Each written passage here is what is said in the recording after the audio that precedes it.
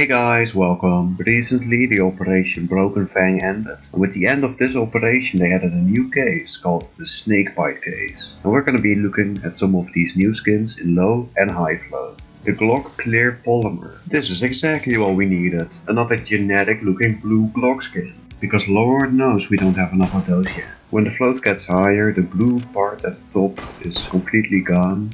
And the skin becomes overall more rusty, which I guess is pretty cool, but if you wanna get a rusty Glock skin, the press is a way better looking option. The M249 OSIPR, or OSIPR, looks kinda disgusting in both wear values. It's a very dark skin that kinda lacks detail. When the float becomes higher, not much changes on the skin. You can only see the change in certain lightings, so in a game you would not really be able to tell what wear value the skin actually is.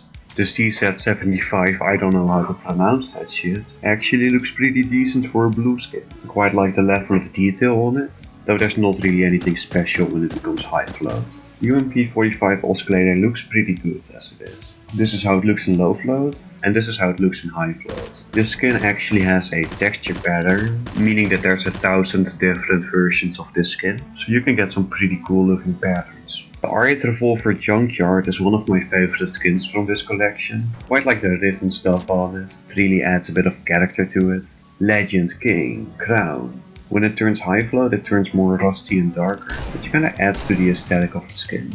The Nova Windblown always looks kinda disgusting. Even with extremely low float you are not able to get it scratchless, and with high float it just looks like a failed polar mash. But it has some redeeming qualities. It has a texture pattern, and if we take a look at it real quick, you can see that there's a bird on it, which would be quite rare to get on one of these skins. The exact odds are unknown yet, and we'll have to see if that adds any value to the skin, but it is cool nonetheless. Then we have the SG Heavy Metal, which actually looks quite cool in my opinion. It becomes way darker and rustier with high float, which actually quite complements the design of the skin. I think this would look pretty good with some battle scarred foil stickers.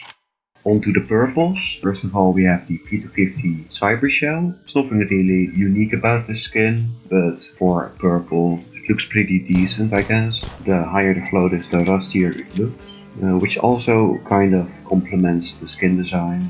But the effect is quite minimal, so there's nothing really special about this skin. Next up we have the Desert Eagle Trigger Discipline. This skin looks pretty cool. It has quite a weird float range of 0.0 to 0.97, and in higher floats this kind of gets scratched slightly. Nothing else really changes. So this isn't really one of those skins a high float collector would go for. Then we have the Negav Dev _ texture, which I think is a pretty funny skin. It's kind of meta. If you've ever been on a custom map, you've probably seen the texture that's on this Negav.